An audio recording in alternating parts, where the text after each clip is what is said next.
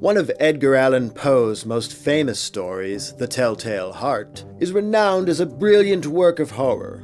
Centered around the superstition of the evil eye, Poe wrote the story while living in Philadelphia, and at first had a difficult time getting it published. But what is the inspiration? How did he get it from an idea to the printed page? The story begins in 1830, where Joseph Knapp and his brother John hired Richard Crowninshield to enter the home of Captain Joseph White, 83 years old at the time, in the middle of the night.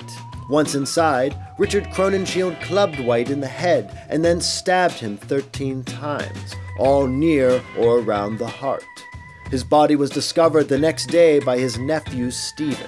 The story reached national attention when famed attorney and later Secretary of State Daniel Webster was asked to assist in the prosecution. Webster delivered a powerful speech during the trial, which gained notoriety and was read by Poe.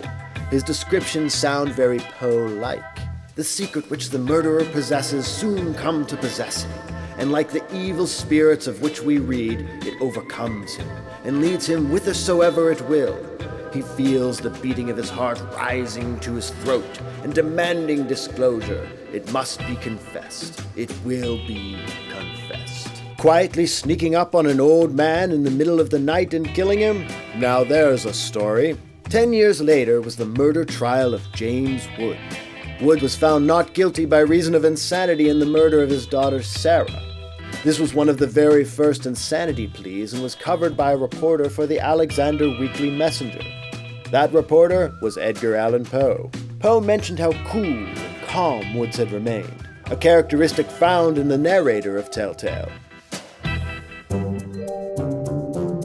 There is yet another story that forged the path for Telltale Heart. That is a confession found in a prison in the time of Charles II, by Charles Dickens. In the story, a man murders his nephew to gain his fortune and buries the child in a garden in the backyard.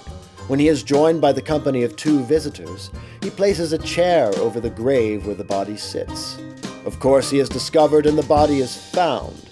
This should sound awfully familiar, and in fact is what happens at the end of Telltale Heart, only instead of a garden, it's the floorboards. Poe wrote his now infamous tale in 1842 and sent it off to Bradbury and Soden, publisher of the Boston Miscellany, hoping to get a break with the fashion and literary magazine.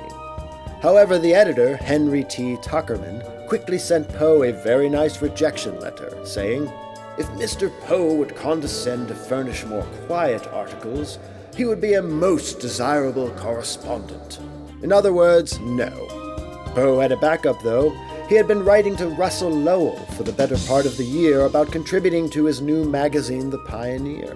Lowell liked the story so much that he printed it in the first edition in January of 1843, cementing it in history as one of the greatest horror stories ever told. Take that, Mr. Tuckerman. Although The Telltale Heart did not receive much recognition during Poe's lifetime, its status has gained steadily since his death. Now among one of his most widely read works, the tale adds to Poe's reputation as an innovator of literary form, technique, and vision. Almost every important American writer and storyteller since Poe shows signs of his influence, particularly those writing Gothic fiction and grotesque satires and humor. What have you seen that might make a good story? Hopefully it's not too Gothic. Let us know in the comments and be sure to like, subscribe, and smash that notification bell for more content.